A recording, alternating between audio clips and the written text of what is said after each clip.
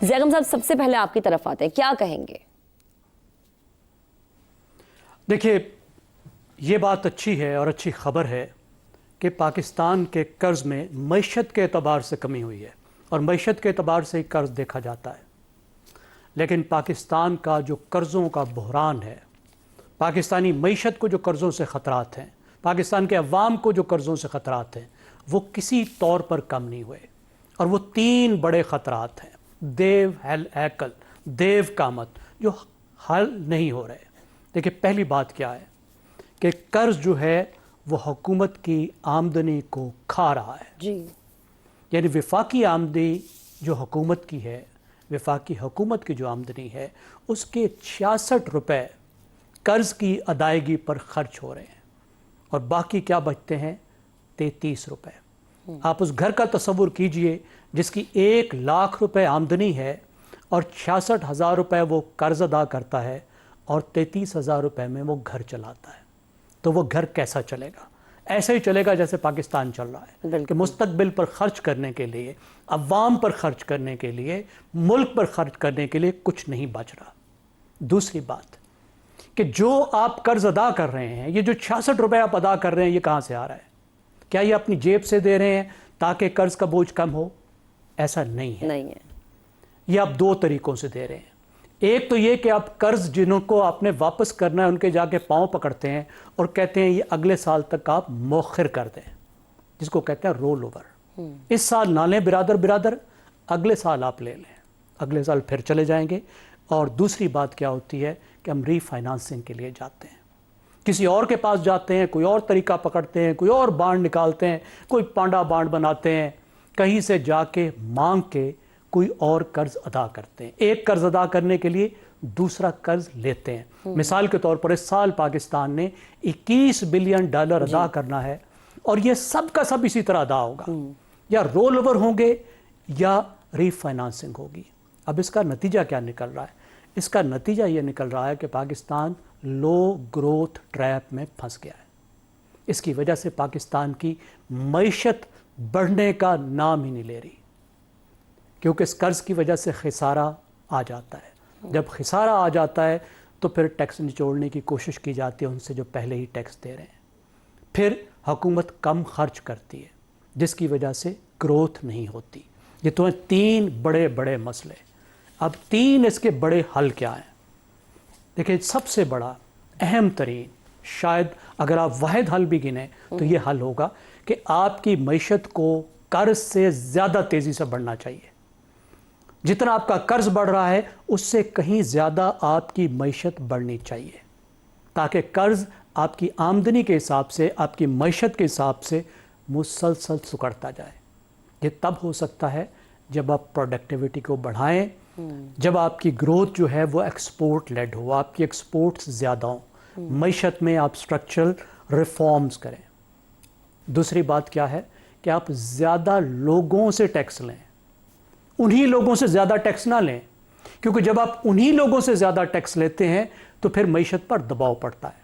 क्योंकि आप क्या रहे हैं कि जो सबसे प्रोडक्टिव सेक्टर है, जो मैन्युफैक्चरिंग सेक्टर है, उसको आप निचोड़ रहे हैं। आप आम आदमी को निचोड़ रहे हैं। आम आदमी ख़रीदने के काबिल नहीं रहता और जो प्रोडक्टिव सेक्टर है वो ज़्यादा बनाने के, ज़्यादा काम करने के काबिल नहीं रहता, वो सरमाया उठाकर भी बाहर भाग जाता है। और तीसरी बात क्या है कि बराए मेहरबानी अब आप अल्ले तल्लों के लिए, नुमाइश के लिए, शोबाजी के लिए नए कर्ज लेना बंद करें। इलेक्ट्रिक बसों के लिए कर्ज लेना बंद करें, मेट्रो बसों के लिए कर्ज लेना बंद करें, अफसरान की गाड़ियां बदलने के लिए, वज़ीरों की गाड़ियां बदलने के लिए, जजों की तनख्वाहें बढ़ाने के लिए, बड़े बड़े घर बनाने के लिए अब आप कर्ज लेना बंद करें। बिल्कुल बिल्कुल ऐसा ही है। कर्ज अगर लें तो सिर्फ उस चीज पे लें जिसके नतीजे में पाकिस्तान की मईशत बढ़ सके, आपकी एक्सपोर्ट की इनकम। लेकिन जैगम साहब देखिए ना, कितनी अफसोस की बात है कि यहाँ पर हमारी मईशत नहीं बढ़ती, लेकिन एक आम आदमी पे टैक्सेस का बोझ बढ़ जाता है। आमिर साहब, आपकी तरफ आते हैं। 83 खरब रुपए से तजावुज करता वफाकी कर्ज, क्या गवर्नमेंट कर्ज कम कर रही है या सिर्फ कर्ज की रफ्तार कम होने को कामयाबी का नाम दिया जा रहा है? अच्छा, ये ना मेरे लिए ये बिल्कुल बेमानी नंबर्स हैं। मुझे इनकी अलिफ बे का भी मतलब नहीं पता है, और उसकी मैं आपको एक वजह बताता हूँ। 2008 में एक स्कॉटिश बैंक था हैलिफैक्स, उसका लोन पोर्टफोलियो इतना टॉक्सिक हो गया कि बरतानिया की हुकूमत ने अपने सबसे बड़े बैंक लॉयड से कहा कि इसको एक्वायर कर लो और उसके लिए हम आपको 20 बिलियन पाउंड्स का लोन देते हैं।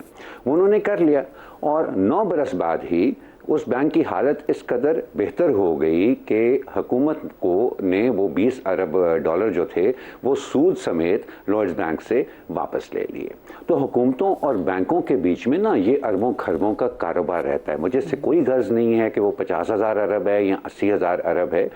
मुझे जिस चीज़ में दिलचस्पी है वो ये है कि ये कर्ज किस चीज़ के लिए लिया जाता है। देखिए, अगर आप तनख्वाहें अपनी पूरी करने के लिए कर्ज ले रहे हैं ना, तो फिर तो वो 5,000 अरब हो या 83,000 अरब हो, उसका कोई मतलब नहीं है। उसका सिर्फ और सिर्फ यही मतलब निकाला जा सकता है कि आप अपने माशरे को ना एक जहन्नुम की तरफ धकेल रहे हैं। और ऑलरेडी आप देखें कि हमारा जो गरीब तबका है वो तो ऑलरेडी उसकी तपिश में जलना शुरू हो गया है। सो मेरा ख्याल है कि स्टेट बैंक को ये बेमानी फिगर्स जारी करना, जो कि मैं नहीं समझता हूँ कि एक आम पाकिस्तानी समझ आता है। मैं एक आम पाकिस्तानी, मुझे समझ ही नहीं आती ना जब आप अरबों की बात करती हैं या खरबों की बात करती हैं सारे। तो इस तरह के बेमानी फिगर्स जारी करने की बजाय वो थोड़ी सी फिस्कल ट्रांसपेरेंसी के ऊपर फोकस करें, ज़रा जोर दें और हुकूमत के ऊपर कि वो ये बताए कि ये हज़ारों अरब रुपए का जो उसको कर्ज उठाना पड़ा है उससे उसने किया क्या है। जब तक हमें ये नहीं पता चलता ना, तो कल को अगर 2 लाख अरब कर्ज ले लेती है हुकूमत, लेकिन उसका मकसद सही होता है और वो सही कामों पे खर्च हो रहा है, तो कर्ज के अंदर तो कोई प्रॉब्लम नहीं होता ना जी। हमारा प्रॉब्लम यहाँ पर ये है कि हुकूमत खामोशी से कर्ज तो उठा लेती है, किसी को पता ही नहीं है कि वो किस काम पे लग रहा है, वो किस तरफ जा रहा है। अगर वो इंतजामी अखराजात पे लग रहा है, तनख्वाहें देने के अंदर लग रहा है, तो इसका मतलब है कि जो आज हम जिस हालत पे रो रहे हैं ना महक, कल इससे दुगना ज्यादा रोएंगे, और ये सिलसिला ऐसे ही चलता रहेगा। आप स्टेट बैंक, कोई भी हुकूमत जो है ना, वो स्टेट बैंक के साथ सियासी बयानबाजी जो है ना वो नहीं कर सकती है। अगर स्टेट बैंक जरा सी सख्ती दिखाए, अपनी ताकत दिखाए, तो वो हुकूमत को मजबूर कर सकता है एक मखसूस किस्म की फाइनेंशियल ट्रांसपेरेंसी की तरफ कि भाई ठीक है, आपने ये सब कुछ कर लिया है ना, अब आप बताएं कि आपने इसका किया क्या है। तो फिर हुकूमत भी मजबूर हो जाती है। और अगर वो फिस्कल ट्रांसपेरेंसी पाकिस्तान के अंदर आ जाए ना, तो हुकूमत IMF के पास जाने की वजह भी उसको समझानी पड़ेगी लोगों को, और उसको लोगों को इस बात पे भी कन्विंस करना पड़ेगा कि ये इसलिए ज़रूरी है, हम इसलिए नहीं जा रहे हैं IMF के पास कि हमारे पास तनख्वाहें देने के पैसे नहीं रहे हैं। हम इसलिए जा रहे हैं कि हम जिस तरह की ग्रोथ ट्रैजेक्टरी पाकिस्तान के लिए चाहते हैं, उसके लिए हमारे पास वसाइल नहीं है, लेकिन ये पैसा अगर हम उसमें लगा दें तो ना सिर्फ उस ग्रोथ ट्रैजेक्टरी की वजह से आने वाले सालों में हम ये पैसा वापस कर देंगे, बल्कि उससे पाकिस्तान की मईशत में भी बेहतरी होगी। ठीक है, और प्रॉब्लम जो है ना, दैट रिमेन्स के जो फिस्कल ट्रांसपेरेंसी नहीं है, तो महक कभी फिस्कल रिस्पॉन्सिबिलिटी आ ही नहीं सकती। बिल्कुल ठीक।